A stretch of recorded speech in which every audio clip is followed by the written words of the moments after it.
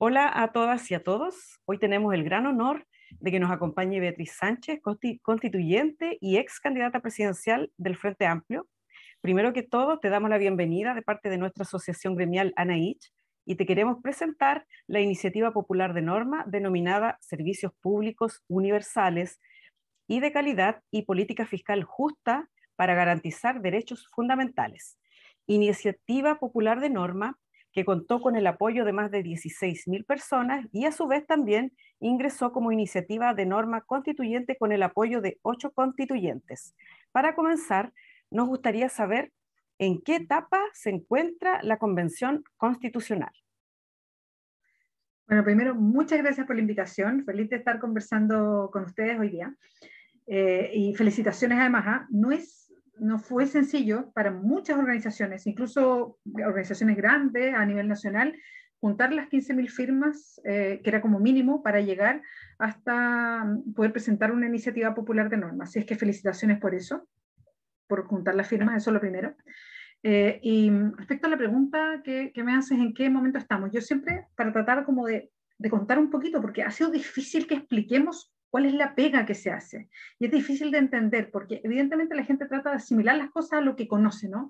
Entonces trata de asimilar a la pega de la convención al Congreso o a estos lugares, y en realidad es bien distinto a lo del Congreso. Entonces yo trato de explicarlo de esta manera. Nosotros tenemos una pega que es durante un año, del 4 de julio al 4 de julio. 5 de julio ya deberíamos estar entregando como el libro de la Constitución. Y este trabajo de un año se divide, yo diría, en 3 grandes etapas. La primera, que ya terminamos, es la de los reglamentos, que era, como entramos en un lugar que no tenía reglamentos o normativas previas, teníamos que crear nuestras propias normas, cómo íbamos a debatir, cómo íbamos a crear la Constitución, de qué manera se va a generar esta discusión, en fin. Todo este momento, los reglamentos, se demoró aproximadamente 3 meses, ya se pasó esa primera etapa.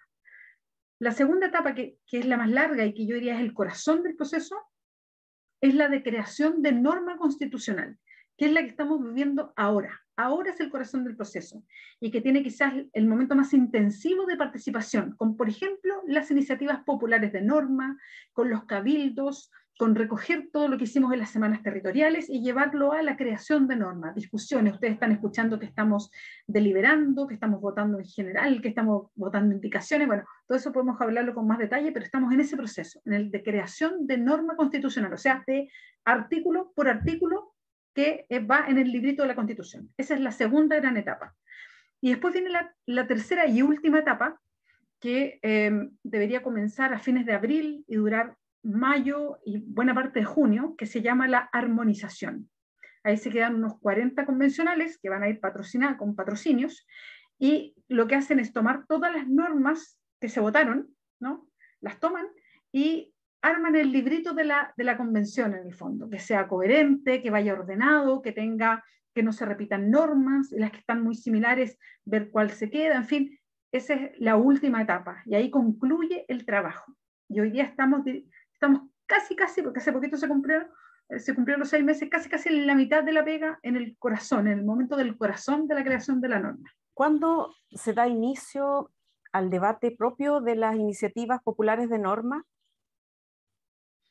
Ya empezó ese debate. De hecho, yo puedo hablar con fechas más exactas de la comisión que yo integro, porque es bueno decirlo, en este proceso de los reglamentos, por ejemplo, para ponernos de acuerdo de cómo íbamos a enfrentar este debate de una constitución completa, nos separamos en 7 comisiones temáticas que abordan muchísimos temas.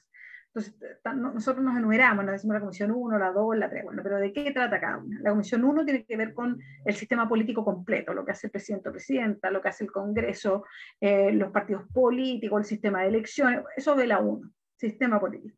La comisión 2, donde esto me toca integrar a mí, yo soy coordinadora además de comisión, es la de principios constitucionales, democracia, nacionalidad y ciudadanía.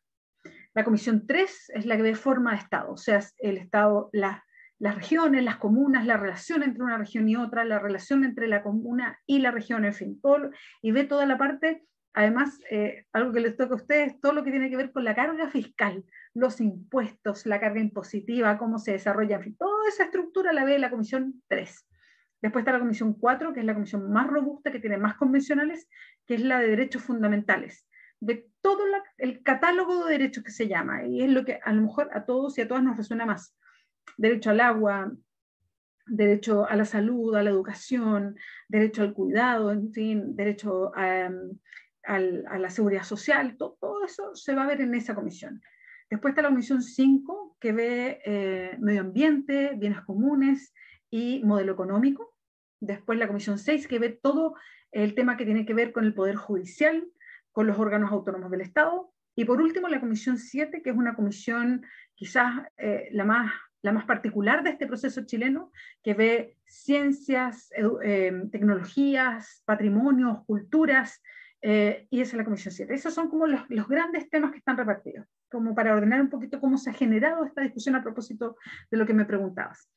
Y cada comisión, según los temas que tiene, va organizando su forma de trabajo. Las comisiones tienen harta autonomía, entonces vamos todas a velocidades un poquito distintas. Por ejemplo, la comisión de principios, que me toca coordinar a mí, nosotros nos repartimos los temas en 2 módulos. El de principios constitucionales, que ya estamos cerrando, y después va a venir todo lo que tiene que ver con democracia, que son mecanismos de democracia directa, más nacionalidad y ciudadanía, y el preámbulo que lo dejamos para el final. Eso nos toca a nosotros. Entonces, ahora que estamos en principios y ya estamos casi cerrando principios, estamos ya empezando a debatir y a conocer las iniciativas populares de norma que ingresaron y las iniciativas indígenas de norma que ingresaron. De hecho, ya hemos escuchado varios de sus autores que han llegado hasta la comisión a exponer. Y hay varios otros compañeros y compañeras de comisiones que lo han hecho, y hay otras comisiones que todavía no, están en ese proceso.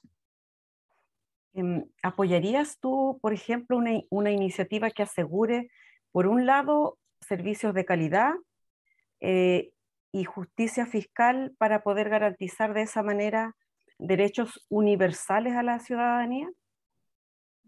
O sea, sí, tal como suena, absolutamente, absolutamente. O sea, cuando hablamos de justicia fiscal o hablamos de justicia tributaria o como queramos como llamar a ese cuerpo, creo que, de hecho, yo lo recuerdo como algo que nosotros planteamos en la candidatura del 2017. Nosotros pusimos justicia tributaria a un apartado que teníamos en la candidatura y que tenía que ver con que se repartan de una manera mucho más equitativa las cargas tributarias en Chile, que no están repartidas equitativamente. De hecho, y para qué te lo voy a decir a ti o a todos los que nos están escuchando y a todas, pero creo que es súper interesante conversarlo porque se conversa poco de esto. Y no solamente con el impuesto a los súper ricos, sino como la conversación al revés. El impuesto que más recauda en Chile es el IVA. Y es un impuesto que es muy injusto. ¿Por qué? Porque la persona más rica de Chile y la persona más pobre de Chile pagan el mismo IVA si compran pan, el mismo IVA si compran un cuaderno para sus hijos, el mismo IVA si se compran toda la comida que consumen en el mes, ¿no? Y eso es muy injusto, porque no significa lo mismo el IVA para una persona que gana 300.000 pesos mensuales que para alguien que gana 100 millones de pesos mensuales. O sea, entonces, que sea el impuesto que más recauda, muestra las diferencias que hay en este país tan desigual. En los países que nosotros miramos así como que son nuestro modelo o espejo, el IVA no es el impuesto más importante, porque es un impuesto injusto, ¿no? Entonces, por eso es importante hablar de una fórmula tributaria que sea más justa. O sea, lo que uno se imagina siempre, ¿no? El que gana más, que pague más impuestos. Y que ojalá, además, todas estas exenciones tributarias que existen, que han ido quedando con los años, ¿no? Como forma de que tú te puedas tomar ciertos beneficios que existen, que a lo mejor hace 20 años se justificaban, pero hoy día no. A lo mejor hace, no sé, 30 años y se fueron quedando, ¿no? Y que hoy día hay que empezar a cerrar, porque ya no se justifican. Bueno, todo eso podría darle mucho más robustez al Estado para cumplir, por ejemplo, lo que ustedes dicen, que podamos ligar la justicia tributaria o una equidad tributaria con lo que se necesita para invertir desde el Estado con mayores derechos sociales. Y de la mano, por ejemplo, con una institución más autónoma. ¿Tú lo ves así también? ¿Con una institución del servicio de impuestos que no dependa del gobierno de turno? Sí, lo que pasa es que yo diría que en el último gobierno, lo último que pasó con el Servicio de Impuestos Internos creo que nos dejó un mal sabor de boca, a propósito de lo que conocimos de que dependíamos del director del Servicio de Impuestos Internos, por ejemplo, para ciertas querellas, para que se presentaran ciertas querellas de persecución, con esto que conocimos de los grandes escándalos de la política y la plata y de las empresas y la plata, ¿no? Y que, claro, dependíamos del director del Servicio de Impuestos Internos, que es un cargo político, y que muchas veces no presentó esas querellas a tiempo o no, simplemente no las presentó y el Ministerio Público no pudo actuar. Entonces ahí surge de inmediato la posibilidad de un servicio de impuestos que sea autónomo, un servicio de impuestos internos que sea autónomo, en el sentido de, bueno, cuánto tiene que apartarse de la política más contingente. Entonces ahí uno se hace una pregunta y yo honestamente no lo sé. Yo no sé hoy día qué es lo mejor a propósito de varias conversaciones que hay abiertas y que yo atiendo para un lado y para otro respecto a la autonomía del Banco Central, por ejemplo. Y cuáles son los equilibrios dentro de un país para que efectivamente el Banco Central sea autónomo o no sea autónomo, ¿no? ¿De qué depende todo eso? ¿Qué equilibrios quieres dar para que una cosa sea autónoma u otra?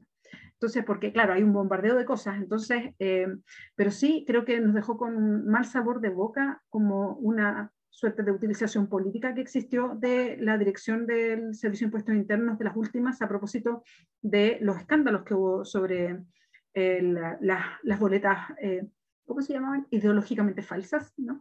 Y que provocaron uno de los grandes terremotos, yo diría, empresariales políticos del último tiempo.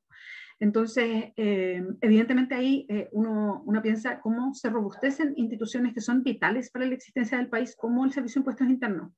Y cómo se cuidan, porque creo que el Servicio de Impuestos Internos goza de una reputación que no puede perderse, porque el órgano que es el que cumple con la pega compleja de cobrar y recaudar los impuestos, que a nadie le agrada, ¿no? El impuesto es como la carga fiscal.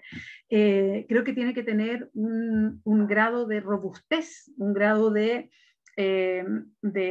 presencia y de esta mirada como que todo el mundo dice, este organismo funciona, este organismo está impecable, este organismo que es muy importante. Entonces, si eso es la autonomía, bueno, será la autonomía entonces. Pero creo que en ese sentido tiene que tener un manejo impecable en ese sentido, porque es demasiado importante para que los países funcionen, ¿no? Así que creo que sí es una discusión que tenemos que dar. Pasando a otro tema y algo que ha estado bien en la palestra, el feminismo y la paridad. Son conceptos que hoy han estado muy, muy atingentes. Sí. ¿Cómo se verán reflejados en el debate, en lo que queda por discutir en el proceso constitucional? ¿Cómo lo ves tú? Ay, qué bueno que me preguntaste por esto, porque es como de mis temas favoritos.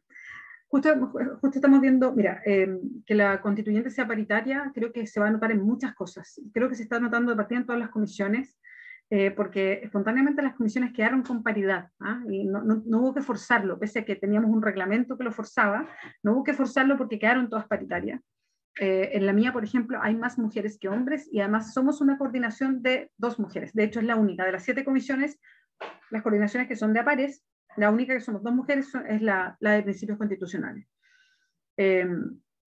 Y creo que se va a notar en varias cosas. Y te cuento en principios constitucionales, por ejemplo.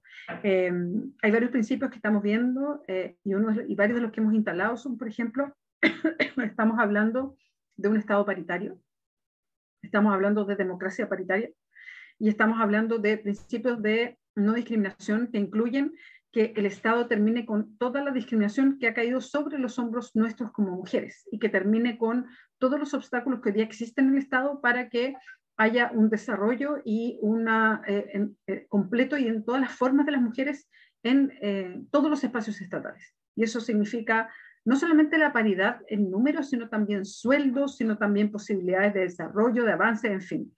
Y esto es súper interesante. Yo hasta hace poco vi informes del servicio público de cómo en el servicio público se replica lo que pasa en todos los niveles, que las mujeres en los mismos puestos ganan menos plata, que las mujeres, pese a tener más estudios, están en cargos de responsabilidad en menor grado que los hombres, y que además les cuesta muchísimo más hacer carrera que los hombres. Y esto estoy hablando de estudios de hace muy poquito, ¿no?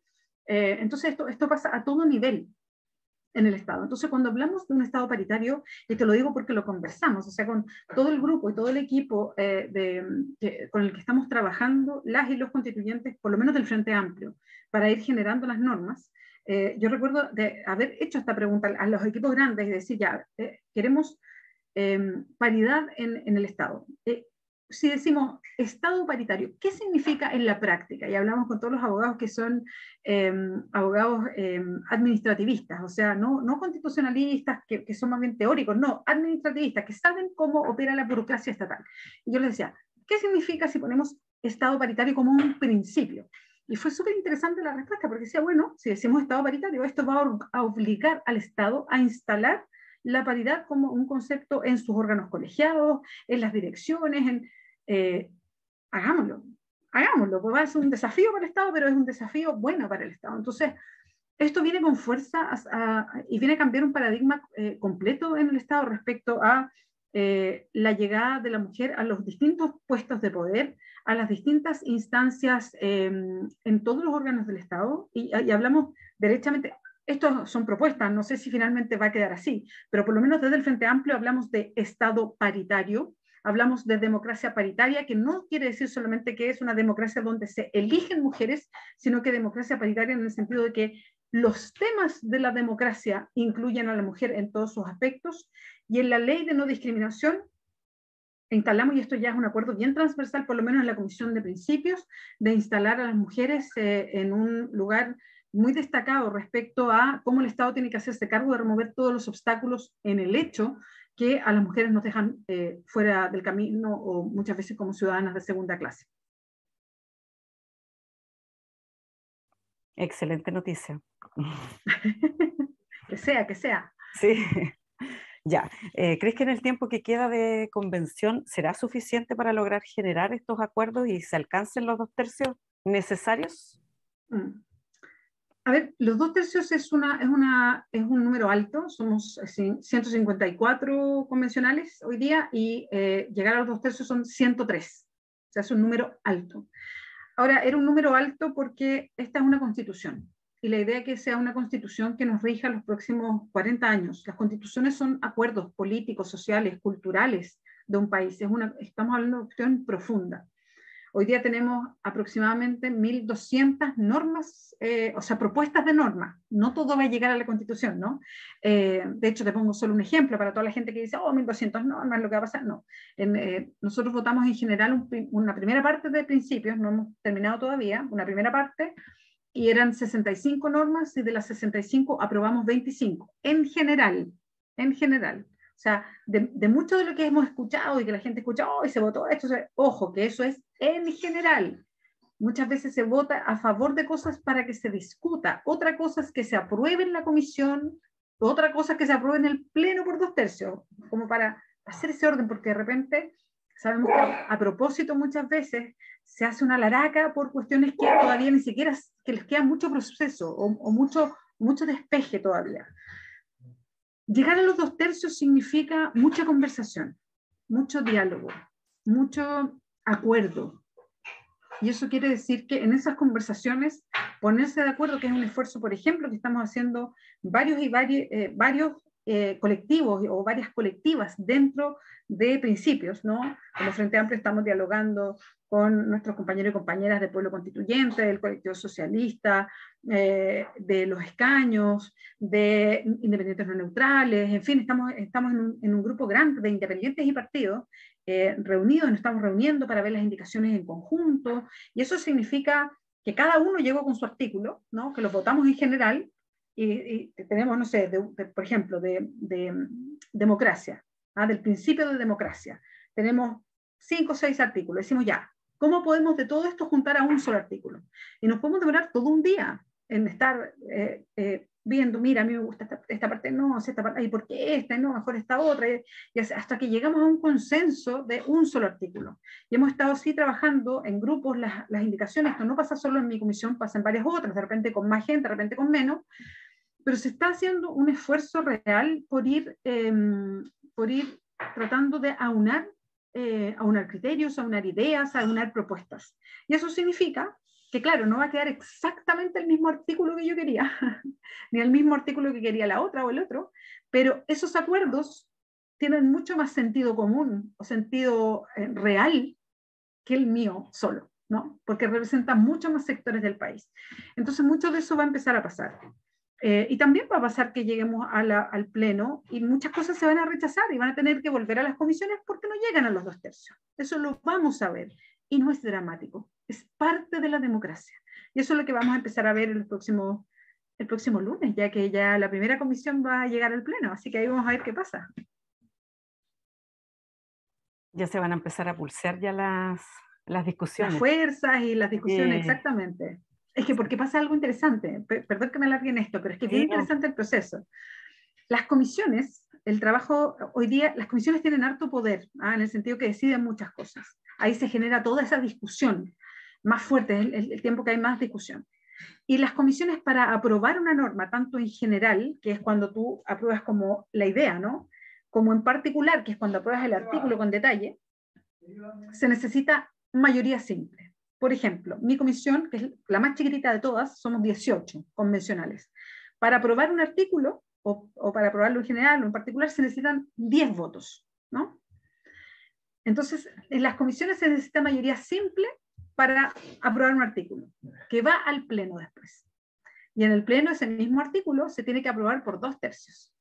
Entonces, que esté aprobado en la comisión no significa que esté asegurada su aprobación en el Pleno. Eso, después de aprobarse la comisión, sigue el despliegue de conversaciones para llegar al Pleno. Por eso nos va a pasar seguramente que va a haber muchas cosas que se aprueben en comisiones y después no se aprueben en el Pleno. Y eso va a obligar ¿a qué? A mucha más conversación, a ir modificando las cosas, a que haya más apertura y diálogo. El otro día estuve leyendo, por ejemplo, que salió un reportaje de los constituyentes de cierto sector, que no es el tuyo, donde estuvieron muchas propuestas de artículos de la antigua Constitución del año 80, donde tú copiabas y pegabas. Y ellos las proponen como las iniciativas de los constituyentes. Y, y ellos se jactan de que están trabajando porque ellos han casi propuesto muchos. De hecho, ellos son los que más propuestas de los constituyentes han presentado. Entonces, esas propuestas en rigor no significa que van a ser netamente aprobadas, ¿cierto? ¿Qué pasa con esos casos? A ver, efectivamente, los sectores conservadores o la derecha, o como queramos llamarle, ellos no podríamos hablar de que hoy día los sectores más conservadores, los sectores del rechazo, la derecha, que son 37, hoy día son minoría, no alcanzan al tercio. El tercio de la convención son 53 o 54, y ellos alcanzan 37. O sea, les queda Ahora, ellos también están divididos, ellos y ellas, ¿eh? No es un solo grupo monolítico, hay un grupo mucho más duro y del rechazo, así muy directamente el rechazo, y hay un grupo que es más, que quiere colaborar, que busca estar en las discusiones, que tiene una mirada distinta, en algunas cosas, no en todas, pero en algunas. Entonces, tampoco es solo un grupo, está más dividido. Pero lo que sí es interesante, y por lo menos lo que yo he visto en mi comisión, en la de principios constitucionales, que además es una comisión muy ideológica, ¿no? Porque estamos hablando de principios constitucionales. Ahí va a ir, por ejemplo, nuestra propuesta es un Estado social de derecho, fin al Estado neoliberal subsidiario, y ellos plantean la subsidiariedad directamente, plantean exactamente lo mismo que la Constitución del 80, o sea, vemos los mismos artículos de la misma manera, repetidos, en fin, que los han presentado en el articulado completo, por separado, de nuevo, de otra forma, de atrás para adelante, de adelante para atrás. De hecho, ellos han insistido mucho, por ejemplo, en presentar un principio contra el terrorismo. Que no es que nosotros, que la Comisión en general se lo ha rechazado, no porque no creamos que el terrorismo sea una palabra fuerte o algo importante que el país tiene que mirar, ¿no? Pero que no corresponde que esté en principios constitucionales, eso es lo que pensamos, ¿no? Y el artículo, de maneras distintas, lo han presentado 7 veces. 7. Entonces, pasa con ellos lo mismo, ¿no? La subsidiariedad de maneras distintas, con distintas palabras y de distintas formas, al revés, al derecho, por abajo, por arriba, de de distintos nombres, lo han presentado, yo diría, unas 8 veces, ¿no? Se las hemos rechazado todas, pero ahí está. A propósito de lo mismo que tú dices, bueno, sí, defienden ideas que vienen del pasado, y creo que eso lo vamos a estar viendo. No sé, y sí, efectivamente creo que han presentado muchos artículos, pero son muchos repetidos, ¿no? Casi exactamente unos iguales que otros, en articulados completos, en sistemas completos, por separado con otro nombre, y así sucesivamente. Es como la tónica de la insistencia, po. No quieren en definitiva asumir que eso no es lo que quiere el país. Y también creo que hay una estrategia un poquito de alargue para Sí, decirlo bien directamente. Creo que también están jugando un poquito un juego medio perverso de que tenemos poco tiempo, que se hace poco. Pues de hecho, yo te contaba antes, yo salí de una reunión que estamos teniendo ahora deliberativa y vuelvo a la reunión deliberativa. Generalmente, como no tenemos más tiempo, la estamos haciendo desde las 10 o de las 9 hasta la 1 de la mañana, todas las noches, y mañana tengo sesión a las 9, o sea, porque no hay más tiempo, y están jugando un poquito el juego también de sobreexigir los tiempos que ya están exigidos. claro, agotar los tiempos en definitiva. Sí. Ya, y para no perder más el tiempo en ese sentido. Ya, la última pregunta. ¿De qué manera como asociación gremial y a su vez como funcionarios públicos nosotros podemos colaborar en todo este proceso de la Convención Constitucional en lo que resta de tiempo? Oye, súper buena pregunta. Yo creo que la sociedad en general, a mí me encantaría verla lo más involucrada posible, sobre todo la sociedad organizada, que no es la mayoría, lamentablemente. Chile no es un país, al contrario, es un país donde se fue destruyendo toda su organización. De hecho, el sistema neoliberal, para que subsista, tiene que tener destrucción de su tejido social, ¿no? Y ustedes son testigos, porque tú perteneces a una organización gremial y a una organización sindical, y les debe costar un mundo hacer la asociación, porque todo lo que es asociatividad cuesta en Chile un mundo hacerla. ¿Por qué? Porque está todo el incentivo para no hacerla, ¿no? Insisto, el sistema neoliberal se basa en que no exista asociatividad, es la base, que no exista cooperación, que no exista solidaridad, o sea, todo eso se basa para que pueda existir el sistema neoliberal, si no, no existiría. Entonces, lo primero es que bueno que haya sociedad organizada, así que eso es lo primero que ayuda, de ahí para arriba. Lo segundo, ustedes se nota que están involucradas porque presentaron una iniciativa popular de normas y que tienen información. Entonces, lo que yo creo que es vital es que mantengan un canal de comunicación como lo mismo que estamos haciendo con sus asociados y asociadas, ojalá a través de WhatsApp y cositas, irles mandando información de qué ha pasado con su iniciativa popular de norma, y junto con eso, entonces le van informando lo que pasa. Por ejemplo, la iniciativa popular entró a la comisión, se está discutiendo en general. ¿Qué significa en general? Significa que se vota así, así, así. ¿Cuántas normas lleva votada esta comisión? Tantas. ¿Cuántas comisiones son? 7. O sea, aprovechando que entró una iniciativa popular, entregar harta información más para que la gente, por lo menos toda la asociación, sepa en qué está la comisión. O sea, entonces aprovechar que están involucrados con una iniciativa para entregar más información de la convención. Y que eso de pedirle a cada uno que lo reparte con toda su familia, con todos sus vecinos, con todos sus amigos y amigas, porque a lo mejor no pertenecen a la asociación, pero sí van a irradiar a todo un mundo que puede no tener idea. Hacerlo de la manera más didáctica posible. Porque creo que una de las falencias que hemos tenido, y esta es una autocrítica, es que no hemos ni a tiempo, ni hemos sabido cómo poder entregar un relato de la propia convención. No de cada una de las convencionales, sino un relato de la convención. Y eso nos ha sido difícil y eso es súper complejo porque tenemos un plebiscito de salida. Entonces, en eso nos pueden ayudar mucho, ¿no? En ir contando qué estamos haciendo, qué se hace, qué significa. Así que pueden ser como embajadores, embajadoras, siempre digo yo, de ayudarnos a sacar esto para afuera e ir contando qué estamos haciendo. Bueno, eso era la entrevista. Por mi parte, te doy las gracias por darnos este espacio y te ofrecemos todo el apoyo de parte de todas las organizaciones que estamos detrás de esta iniciativa popular de norma, tanto como asociación gremial y como todas las organizaciones del ámbito civil que están apoyándonos. Y te dejamos las puertas abiertas para que puedas contar con nuestro apoyo, y te damos todas las gracias por abrirnos las puertas para entregarnos toda tu conversación y todo tu aporte. Muchísimas gracias.